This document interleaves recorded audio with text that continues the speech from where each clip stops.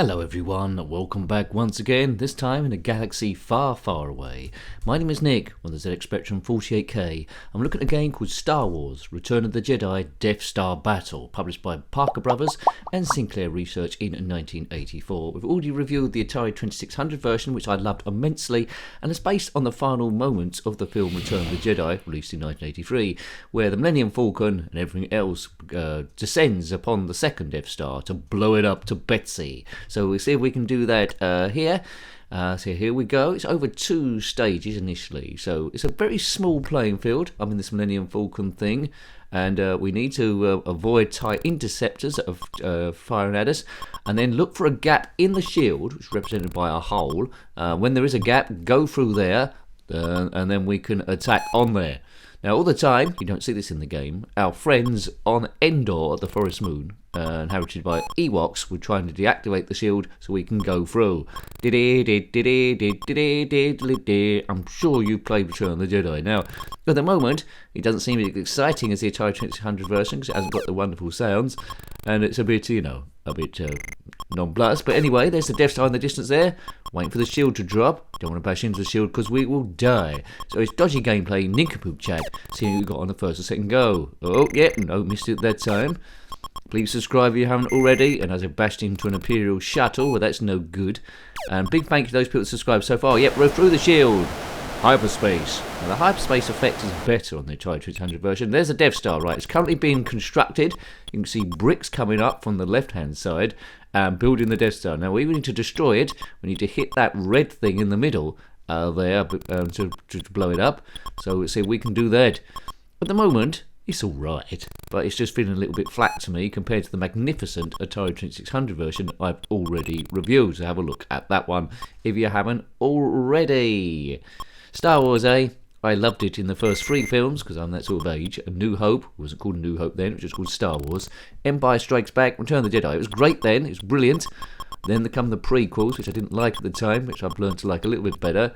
And then, oh my god, the games that come after, not the games, the films that come afterwards, the sequels, and that made the prequels look brilliant to me. And there absolutely no cohesion at all, and absolutely awful. And now Star Wars smells a little bit for me. There's too much of the stuff. I mean, there might be some good stuff in between. I haven't seen Andor, and some of the Boba Fett stuff looked good on The Mandalorian, but there's a lot of, dross now. Yay, look at that! He's blown up the Death Star. Now I need you to avoid all the pieces flying from it. So on my first go then, I've destroyed it. Once you've done that, it rotates back to the, or loops back to the first screen, and then it gets slightly more difficult, apparently. Yes, the enemy can shoot at you. It doesn't look like you lose anything for colliding into them. Maybe, but the Imperial shuttle you can do. So it's all about getting as much points.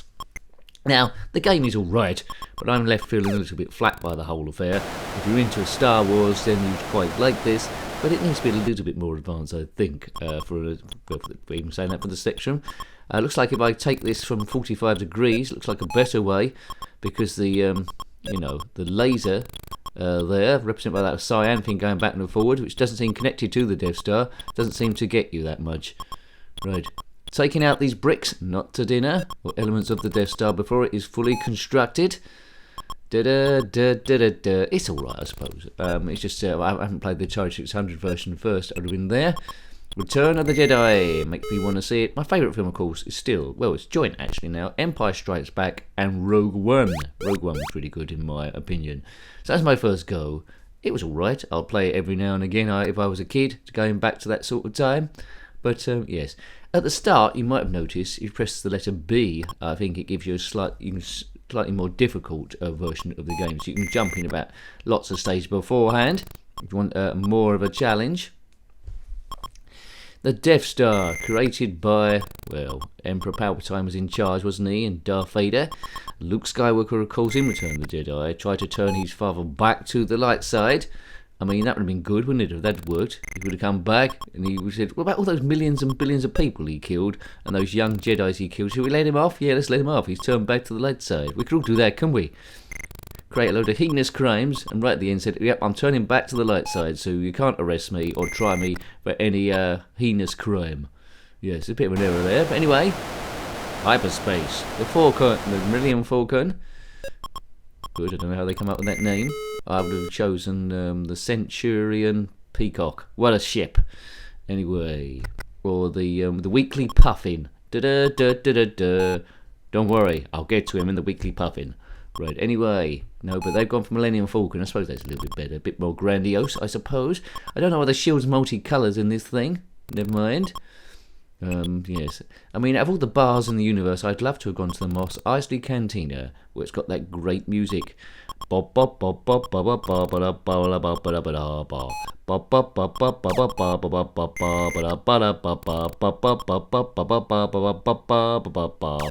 bob bob bob stress busting big nose.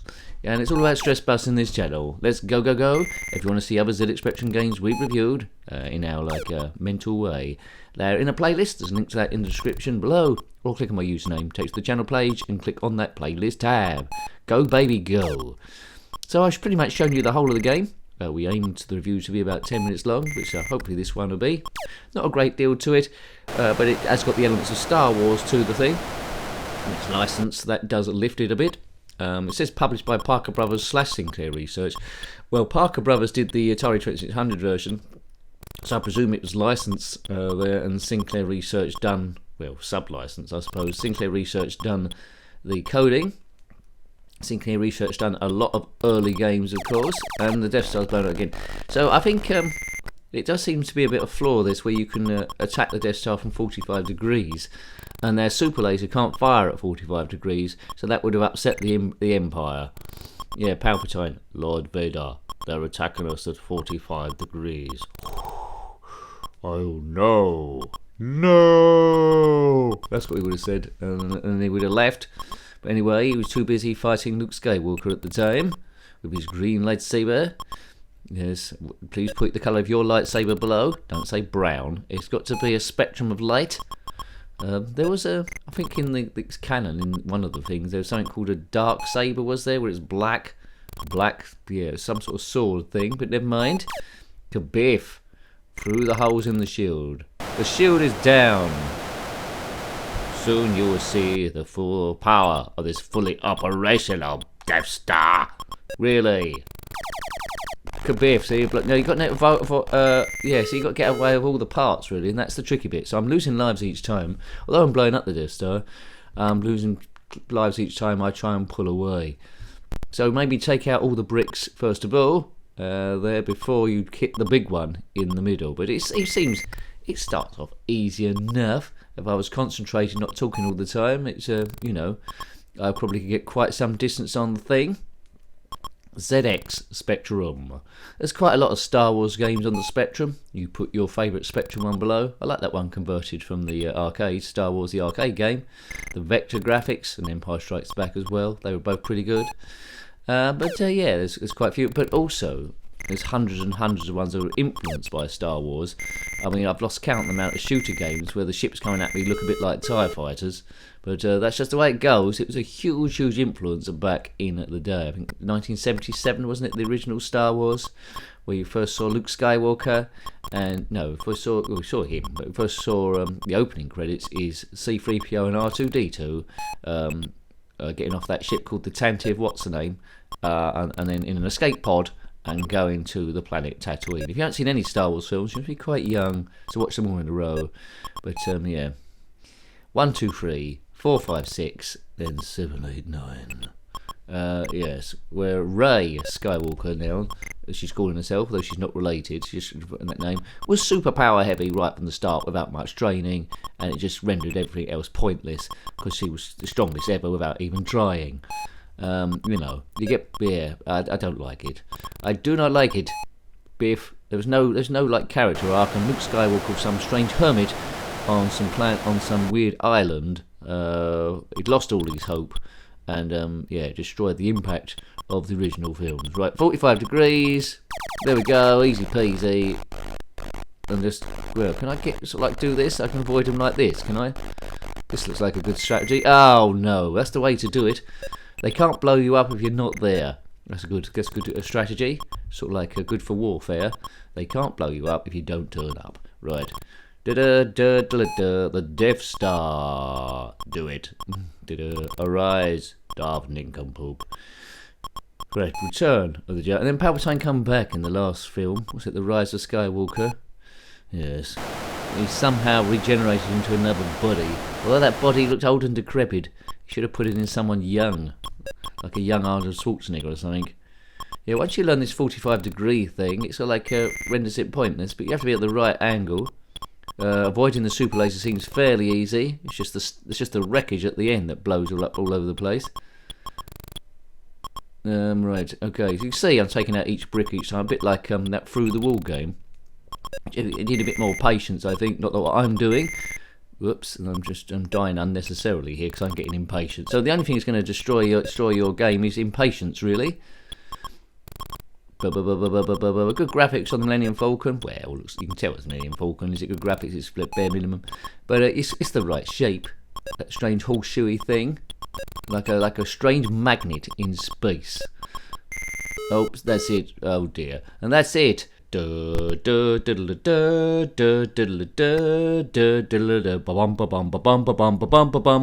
that's the end of that. So I hope you liked having a look at that one. That was Star Wars Return of the Jedi Death Star Battle on the ZX Spectrum 48K, published by Parker Brothers of Sinclair Research in 1984. It was alright, it wasn't sensational, but it done the stuff, and it would have got a bit of play out of that. If you've got any comments about this game, similar games, or anything retro, ZX Spectrum, Star Wars, then put that in the comment section below. You're always welcome. Until next time, take great care of yourself, and a very fond goodbye. Goodbye.